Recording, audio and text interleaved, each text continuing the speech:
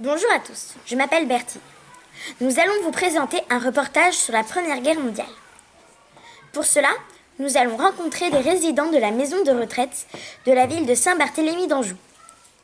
Je vais passer la main à ma collègue Fanny. Je m'appelle Fanny. Comme vous l'a dit ma collègue Bertie, nous sommes devant la maison de retraite Bonheur sur Saint-Barthélemy d'Anjou et nous allons interviewer des résidents. Alors c'est parti, suivez-moi. Ma collègue Charlène va prendre le relais. Bonjour Colette, nous sommes des enfants de l'école Saint-Guillaume. Nous souhaitons interviewer les résidents sur la Première Guerre mondiale. Que faites-vous à la maison de retraite ? Pourquoi j'ai choisi ce métier ? Parce que déjà, il faut aimer les gens, ça c'est sûr. Mais je suis surtout là pour essayer aussi de travailler en partenariat avec Julie, auquel on a fait beaucoup de projets ensemble. Et puis, pour que les résidents soient aussi acteurs de leurs propres projets. Donc, et je suis aussi là pour ensoleiller les journées des résidents. Ah, c'est joli. Bonjour, je suis Anatole. Nous aimerions savoir votre prénom et votre âge s'il vous plaît. Merci. Germaine, 80, je ne sais même pas. 18 dans 2 jours. 18, voilà. Geneviève, 95 ans. Un peu indiscret, mais enfin, j'ai 96 ans. Lucienne, 94 ans. J'ai 88 ans depuis le 8 juillet. Monique, 82 ans dans quelques jours. Je m'appelle Francine. Je suis née en 34. J'ai donc 84 ans. Alors, Yveline, j'ai 76 ans. Yann, 85 ans. Bonjour. Est-ce que vos parents ont fait la guerre ? Quel âge avaient-ils ? Combien de temps votre proche est-il parti à la guerre ? Mon papa avait 30 ans, il venait de se marier et il était parisien. Il est parti le 2 août et il était simple fantassin et homme des tranchées. Mon papa avait 17 ans à la déclaration de guerre. Il était trop jeune pour être militaire français. Alors les Allemands l'ont emmené comme prisonnier civil, on disait à l'époque. Eh bien, ils l'ont gardé pendant 4 ans comme pour abattre des forêts. Mon grand-père est parti à la guerre. Et puis, il a été 4 ans dans les tranchées. Et il avait ses oreilles gelées. Bonjour. Est-ce que vos parents vous ont raconté leurs conditions de combat ? Pas très difficile, parce que c'était pas du tout un homme violent. Et alors, un fusil dans les mains, baïonnette au canon, oui, et puis alors des corps à corps avec des gens qu'il n'avait jamais vus, qu'il ne connaissait pas. Mais c'était lui ou lui. Des choses affreuses, oui. 17 ans, il avait besoin de beaucoup manger. Et comme il n'avait rien, il mangeait des limaces crues la journée et la nuit, pour le soir, il rapportait des limaces qu'il faisait cuire. Il n'en parlait pas, non. Mais il était 4 ans dans les tranchées. Il allait sûrement au combat. À une permission, et maman, qui avait 20 ans, qui venait de se marier, elle dit qu'elle avait passé la permission à le nettoyer, il était plein de poux et de, vous savez, ben, il ne se lavait pas. Il restait des jours et des jours dans les tranchées. Oui. Et dans la neige, probablement. Dans les tranchées, c'était ça. J'écoutais pas. Moi, j'étais petite à l'époque quand c'est même pas mes grands-parents. Oui, parce que j'ai connu des amis de mes parents qui étaient un peu âgés, qui avaient fait la guerre, qui racontaient leur guerre. Mais moi, je voulais pas les écouter parce que ça m'embêtait. Il était dans les tranchées et que pour le remettre sur le dur, ils ont donné du champagne. Et pour qu'il puisse se endurcir pour le fait. Et c'était très dur, oui. C'était dans les tranchées aussi, oui. Ils donnaient du champagne. Est-ce que vous avez eu de la famille blessée ou décédée pendant cette guerre? Jour, en franchissant un pont, une embuscade, une mitraillette, et mon papa disait toujours, j'ai couru avec des camarades sur le pont, et j'ai jamais couru aussi vite, mais c'est après qu'on a vu que j'avais une balle dans la jambe. Alors de là, il est parti même en convalescence en Normandie. Et maman avait été le voir, et elle disait, pour la première fois, elle voyait la mer. Mais il n'est pas resté longtemps, il a été renvoyé, et il n'était pas très chanceux pour ses jambes. Il est tombé dans un trou. Vous savez, il y avait l'hypérite, là, les gaz asphyxiants. Et c'était des gaz lourds et qui restaient dans les trous que faisaient les obus. Et il est tombé dans un trou comme ça et il a eu une jambe un peu brûlée. Mais enfin, ça n'a pas été très grave. C'était ceux qui recevaient, hein, qui gobaient. Un cousin a été tué en 14. J'ai perdu un petit cousin à la guerre de 14-18 et à la dernière guerre, son fils qui est décédé. Alors là, la fin, c'est jamais remise ces deux décès-là. Qu'on vous a parlé de la Première Guerre mondiale à l'école? J'avais une famille où il y avait surtout des garçons, des cousins, et ils jouaient beaucoup aux petits soldats de plomb, vous savez. Et c'était toujours des histoires avec les Allemands. Oui. En fait, on était entretenus dans un mauvais climat. Oui, c'est vrai. Non plus à l'école.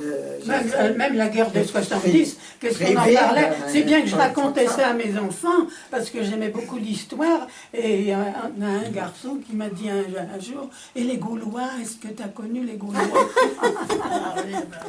Oui, le jour de l'histoire, il nous disait, voilà, la telle guerre a débuté à telle date. Et la fin, c'est pour ça qu'au moment de la commémoration du 11 novembre.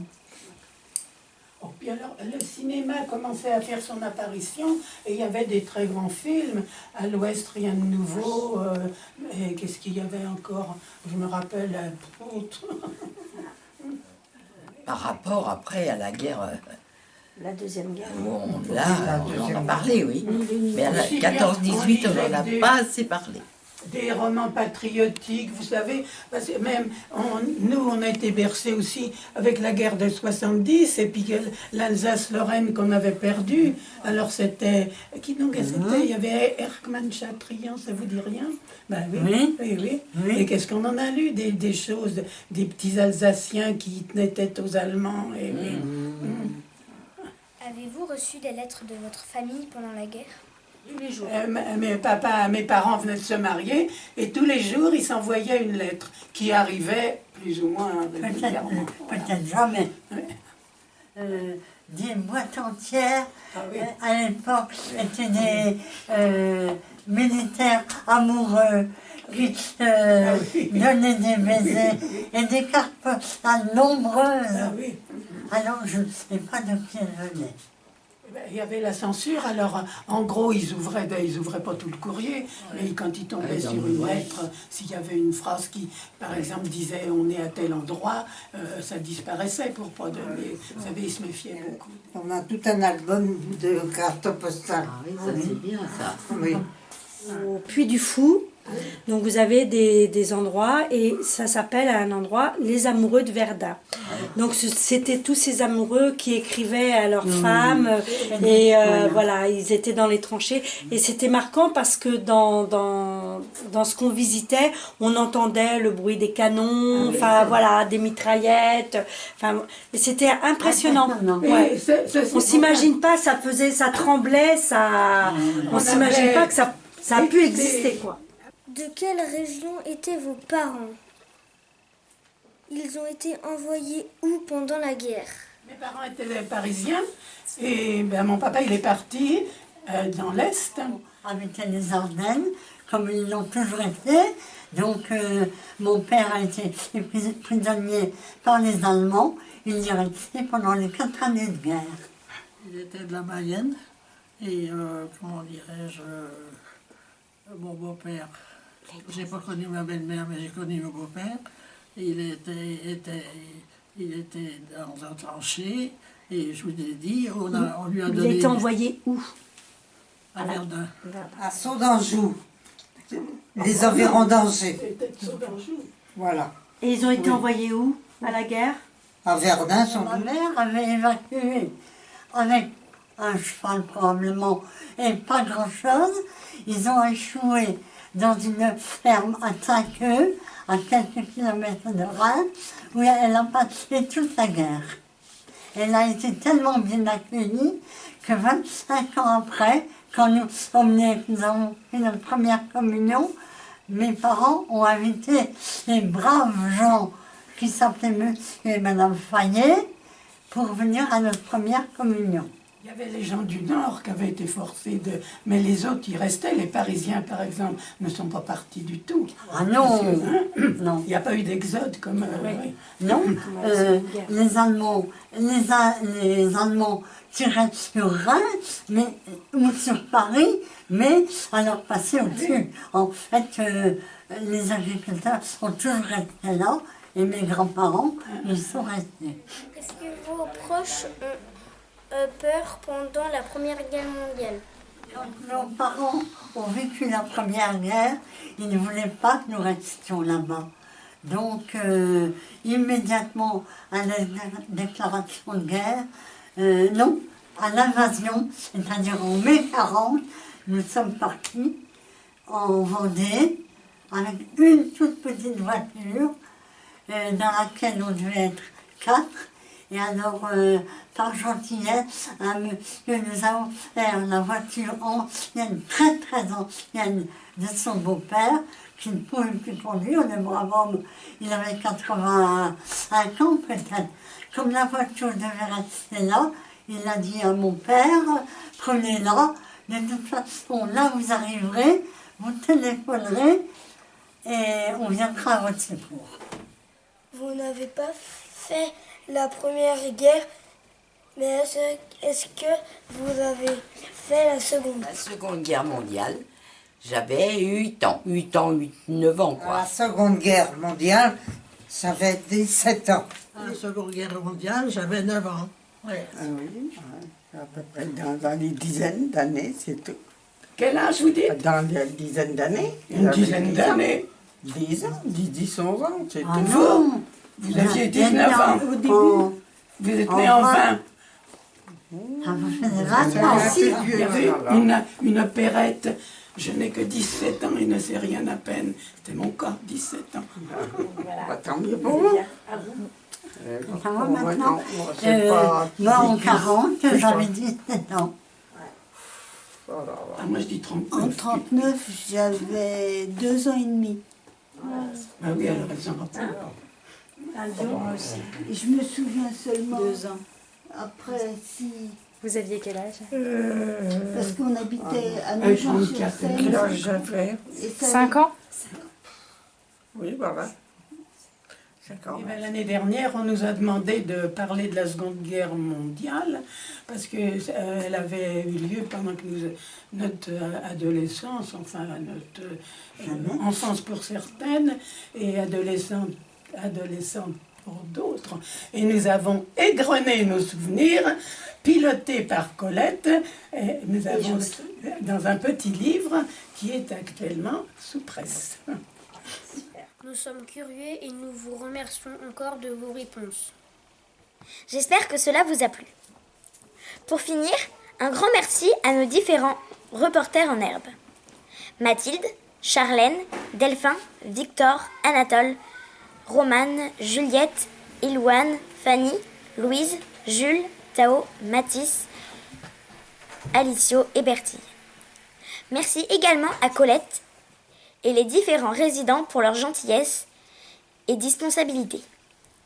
À très bientôt pour un nouveau reportage. Au revoir.